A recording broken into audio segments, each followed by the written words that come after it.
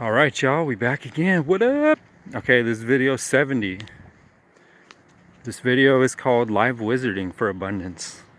So I could get the critique that people would have with all my videos is that they're like, oh, this is all theory and like random facts about different Egyptian shit and whatnot. And I'll say, okay, well, that's cool. But here, I'll do something really practical for everyone, okay? So the first thing about wizarding, it begins with intent, okay? So I'm publicly declaring my intent for this video right here. This is for the sake of all beings. Not just everyone who's watching this, but all beings everywhere throughout time and space. How about that? Friends and enemies, alive and dead. All beings, all my relations is dedicated with universal compassion to bring benefit to everyone in the exact way that they need. But primarily we're going to focus on abundance because people generally they don't feel abundant with their lives, right?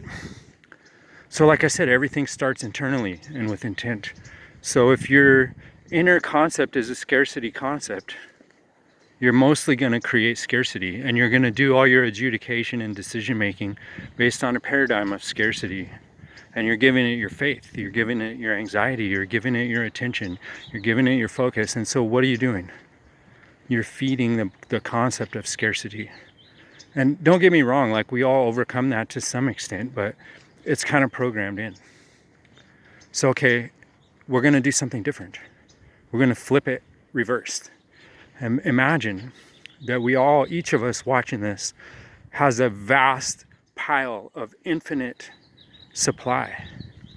And that we're asking to give it in every way to where it's most needed. Okay? So the most important resource that we have is twofold. Number one, it's time.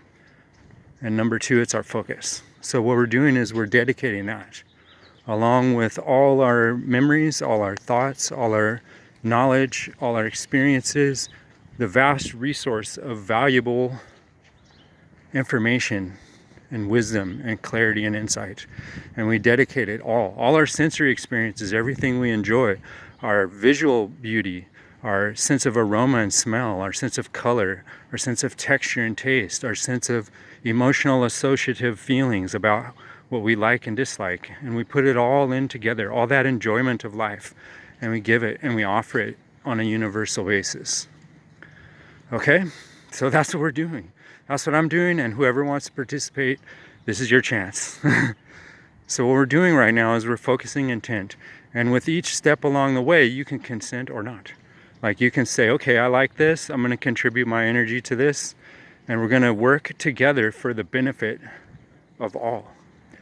To heal the scarcity mindset. To heal the fear and anxiety caused by disinformation, emotional propaganda, psychological warfare, brainwash programming. Like we're going to cleanse it all away. And we're going to replace it with the clear perception.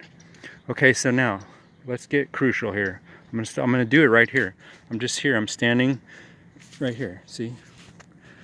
Because we're doing earth magic, right? We're working with the material world. So I love rune magic. And I could go all into Anglo-Frisian runes.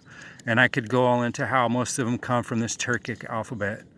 And then how, there's other alphabets that all tie in with it. But the point is, runic is something that everyone's familiar with. I like it. I've been working with it since I was probably 10 or 11 years old. And most of that time, I've never known what it was or why I was doing it, but I kept doing it. Because I just had an innate disposition for that. From a young child, I would draw and make up languages, and I would write codes in different alphabets, Russian and Cyrillic and Greek, and all these alphabets that I learned out of the dictionary. I learned them all, and I practiced them, and I learned their meanings. And all kinds of, I can't even tell you the depth of study that can go into that. And for me, it was always fun. So I had tons of energy for it. And the other thing was, it was always hard to find information. So I had to put in so much effort. But I just kind of knew it's the thing to do, and I started doing it. So we're going to work with runes. And like I said, it's all about thought forms. We're building thought forms in our mind. You want to work with these runes. It can take multiple, who knows how long, but I'm going to tell you a true life story right now of what I did and the results that I got and then I'm going to demonstrate it, okay? So as I said, it's about thought forms, it's about planting the seed concept of abundance, but most importantly, it's our primary thing of all is the dedication and intent, okay? We start off with this, like I'm suggesting a dedication like I've done already, and it's dedicated to all beings, liked and disliked, loved and hated, good and evil, all existence we dedicate.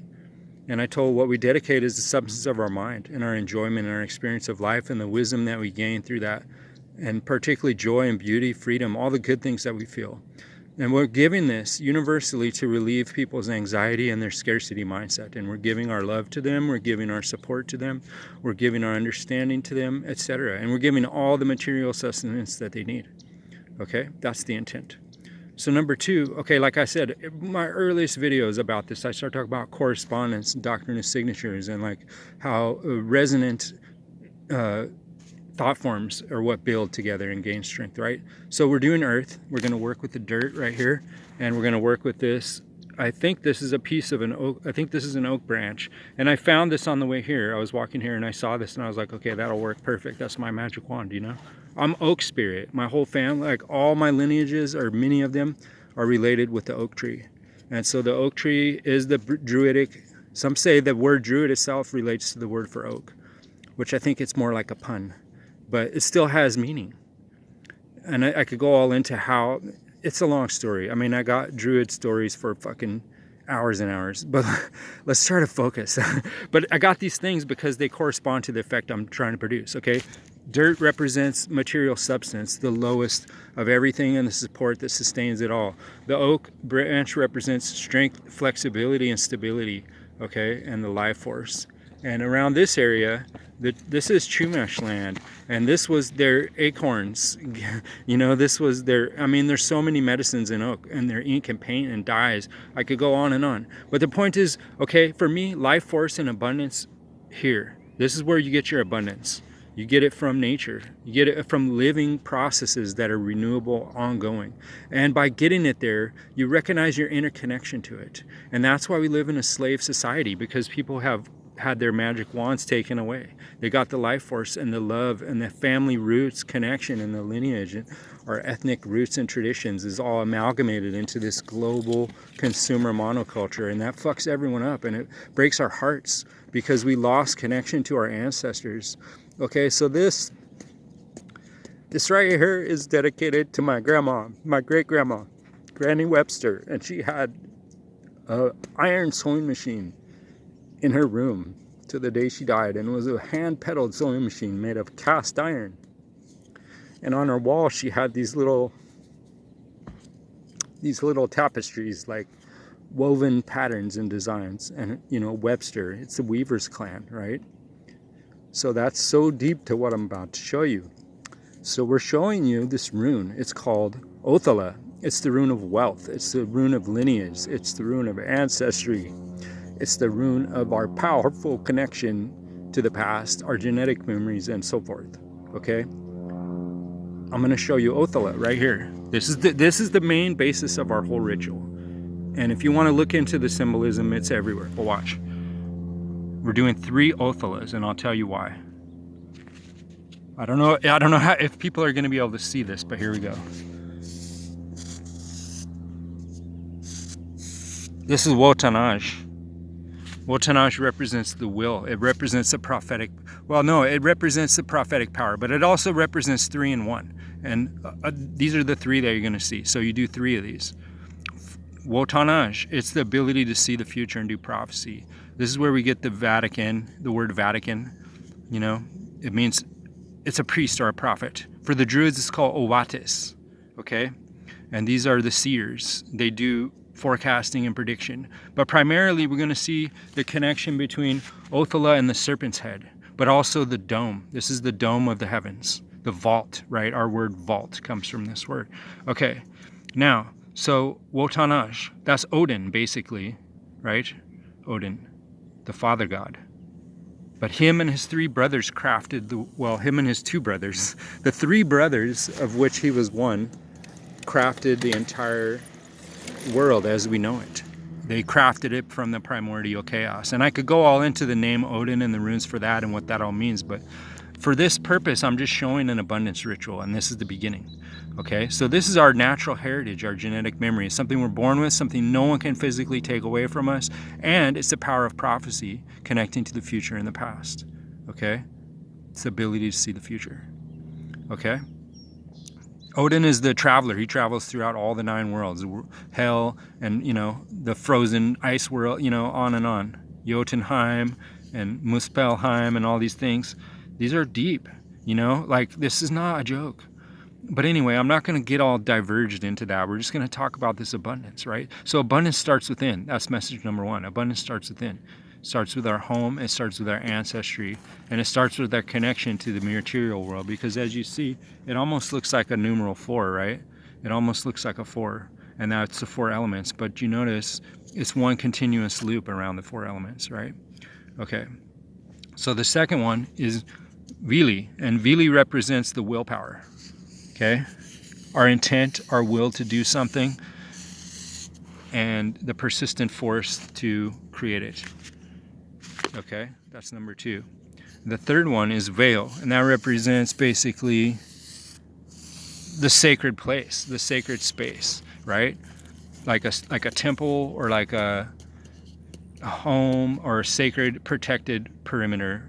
It's a place for something to happen, basically. It's like a field or a court in which some event can occur. So in a way, that's our body, right?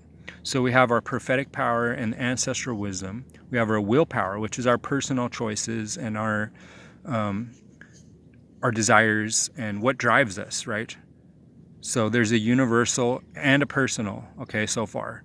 And then there's also the time and place of us, right? Our setting. And so those are our 3 powers that we begin with, okay?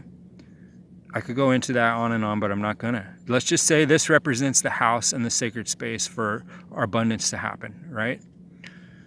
So, guess who's in there? The Great Mother Goddess, the first of all the runes. This is Fehu and this is Frigga, or Frey, right? The mother, the Great Mother of all life, okay? She's got 3 houses. Within us, she lives like a soul, right? She's inside of us. And our houses are there to protect her and nurture her.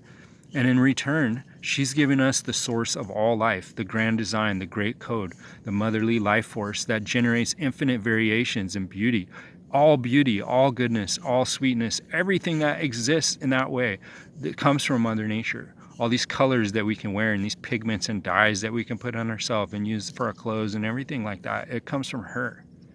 It's all hers.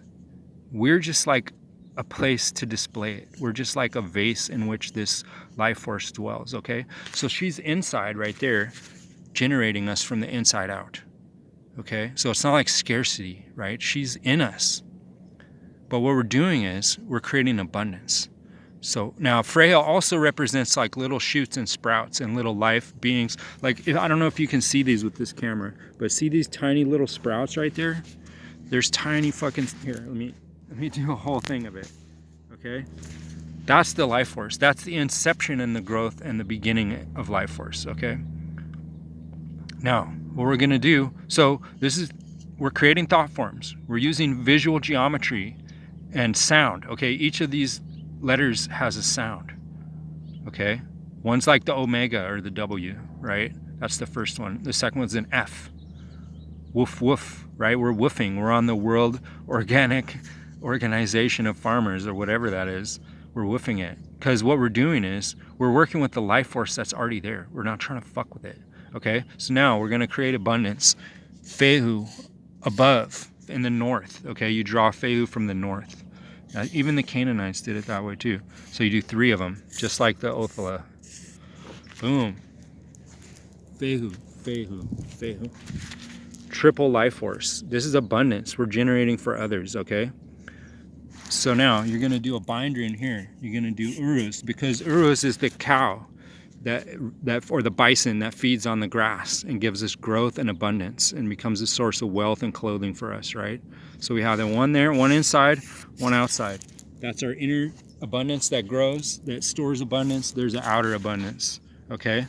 Then last, we're going to do the web of weird everyone knows about. 1, 2, 3. Those 3 lines of the Web of Weird is also the 3 brothers.